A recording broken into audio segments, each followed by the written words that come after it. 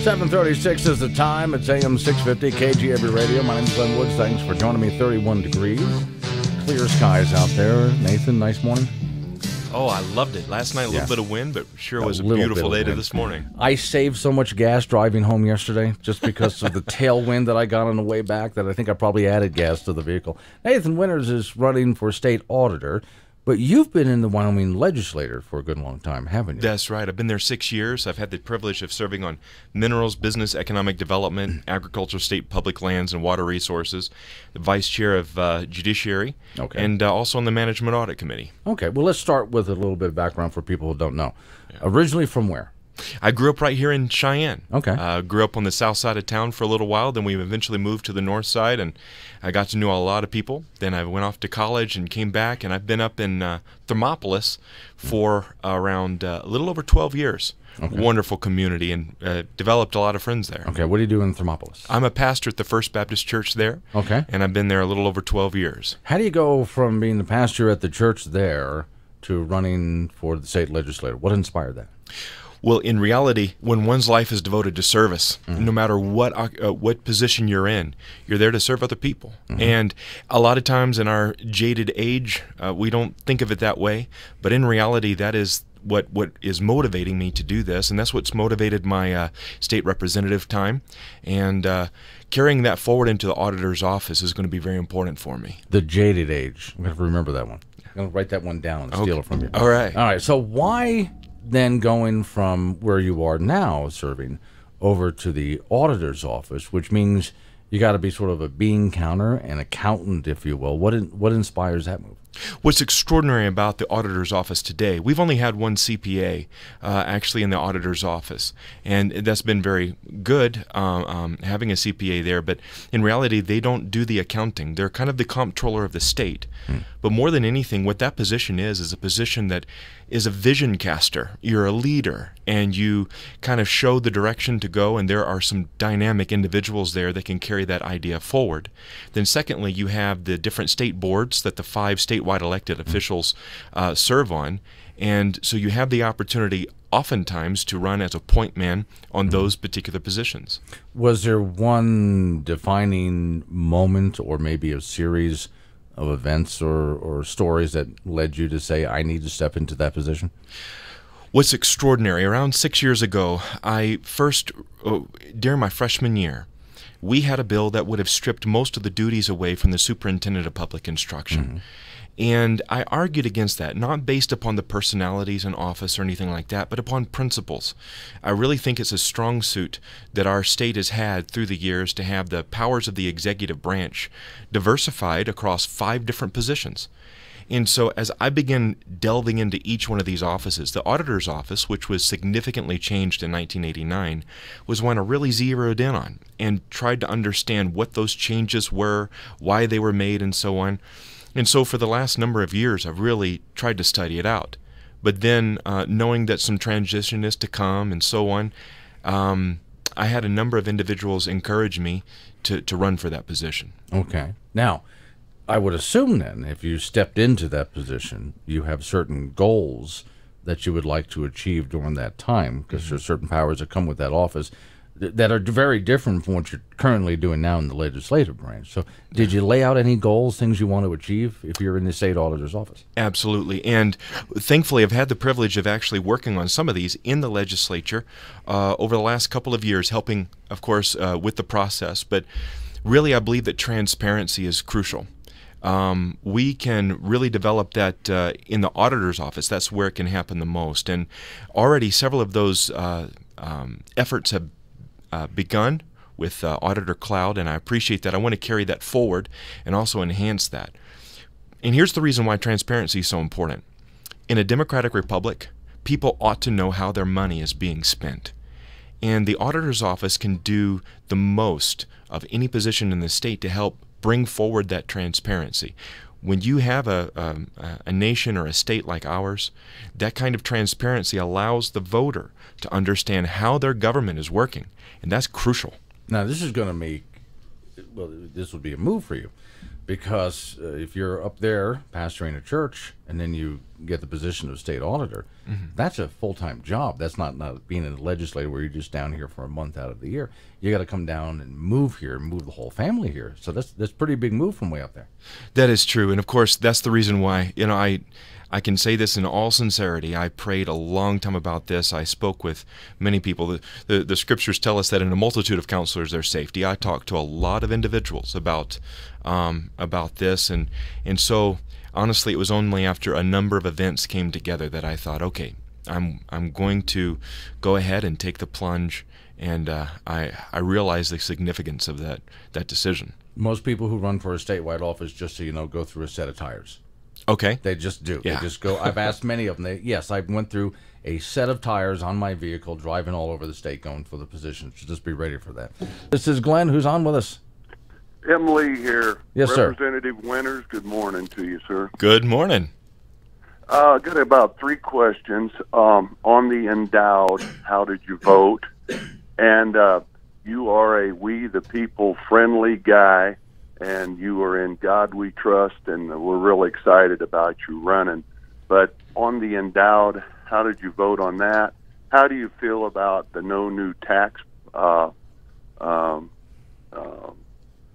You sign a pledge. Yeah, the pledge, yeah. Yes, and then you're going to be sitting on the SLIB board once you're elected. How do you feel about corporate welfare? Those 3 questions, sir. Thank you. Well, that's wonderful. Thank you so much for asking those questions. And let me just take them one at a time. The endow vote, I voted for 2 of them and against 2 of them. There are a couple of them that were ones that allow for organic growth from the ground up with industry that already happens in the state. The ag endow, for instance, was one of them. There were a couple of them that they honestly, I could not get behind. I believe in economic diversification, but we have to be very wise and have smart, conservative principles that guide us in how we invest money toward economic diversification.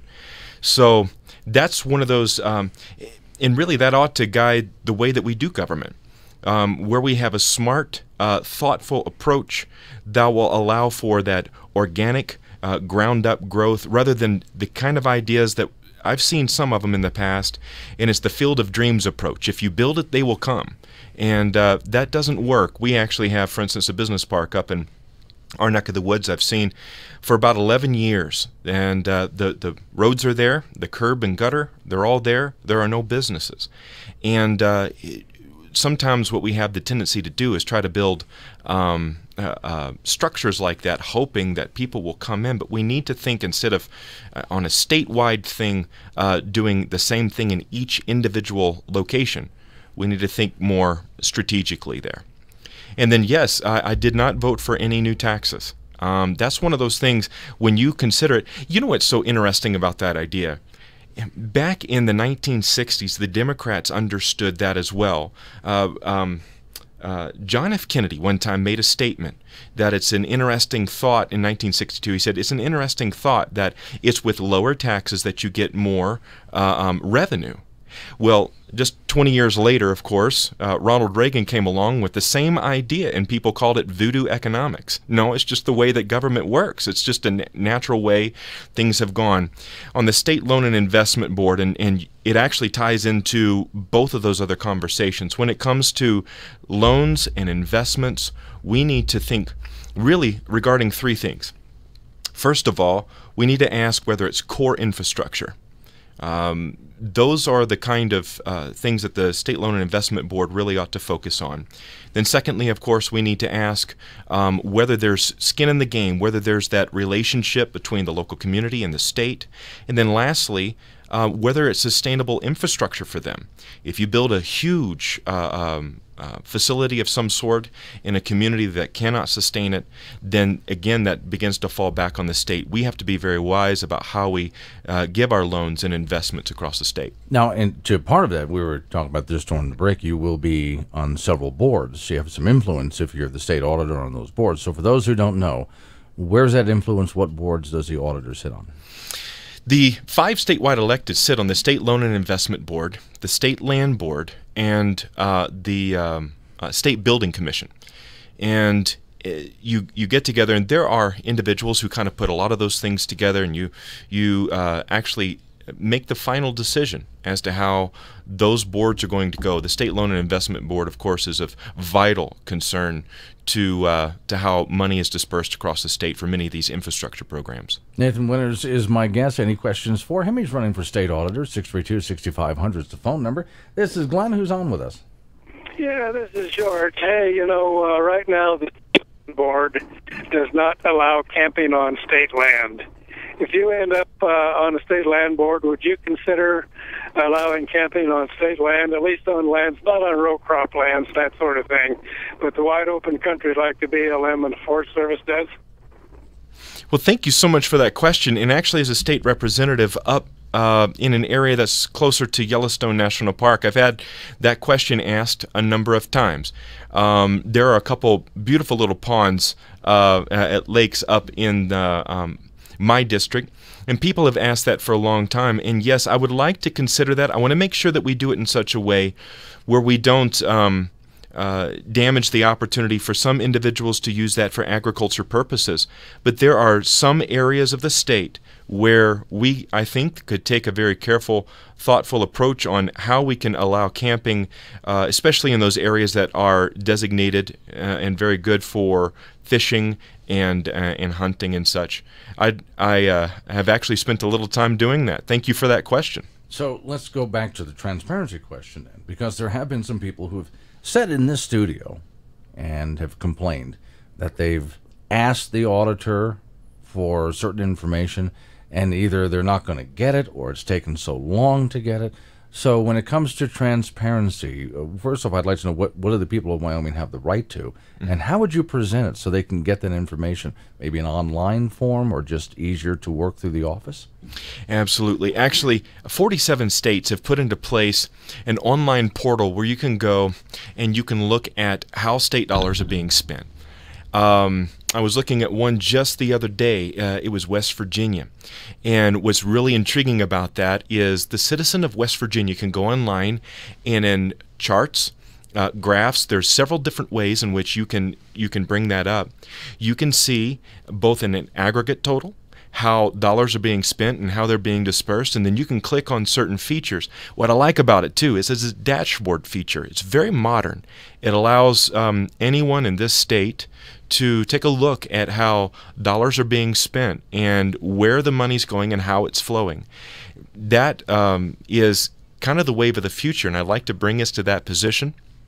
And so that, and here's the reason why transparency is important. When you think about it, the members of this state, the citizens of this state, they're the boss. And they're members of the board of the state. And when you elect someone into office, you're electing the officers of the board to serve you. And that's also very important. We don't serve government, we serve you. And so having the people see the state's checkbook and see how their money is being spent allows we, the people, to have that background information to make the best decision every time we have the opportunity to enter the voting booth. Now, don't misunderstand, I don't oppose that idea at all, but that does take a lot of time with your staff just to enter all that data, not just current data, but past as well. And there's a lot of information that goes way back. So we would have to hire how many people for what positions to enter all that data into the system, build the website. The wonderful thing about that data is it's already in the system. And so, and that's the reason why 47 states have already had the opportunity in one way or another to do something like this. The data's already there. And so what you do is simply, and really it takes a particular kind of software program that sits on top of our current data infrastructure and allows us to just simply provide a portal to where people can see that. Now, you have to be very wise about how you do that. You don't want to open the state of Wyoming to a lawsuit for releasing the kind of data that would be an identifier toward a certain individual in certain circumstances. Sure. And so, but there are ways to go forward and do that, and I've been working very hard. Actually, I've had the privilege of talking to the previous four auditors, our current auditor as well, just trying to understand the nature of this, and that's one of the things about it, being willing to learn and figure out how to adapt to where we can allow the citizens of this state to have greater transparency. And what about putting it in a way where it depends on how much information you want. Like I might log in and I can look at some basic information, but then if I want to dig down into the details, that's available as well. But oftentimes people are just looking for a simple answer, because if you give them all of the raw numbers, well, it's just a mess. It's just hash to them. They can't make any sense of it. Right. I mean, it's got to, in other words, it's got to be put in a way that they understand. That's exactly right. You know, one of the things that you can do, I'm not a lawyer, but I've seen how can happen. You can just data dump something. You can drop so much information that there's no way to make heads or tails out of it. But you can also take the same data and put it in a way, in a format, and this is how we've seen it in other states, in a format that makes it where it's accessible. Sure. Okay, now Nathan Winters is running for state auditor of the state of Wyoming, so you have a website, which is where? Winters, and then it's the number 4, Wyoming.com. Winters for Wyoming. Simple enough right there. Facebook page, because I dropped you a note this morning on my Facebook page, so people can contact you there. Is there a way for people just to get a hold of you and ask you questions? You know, the easiest way to do that is right through that campaign website.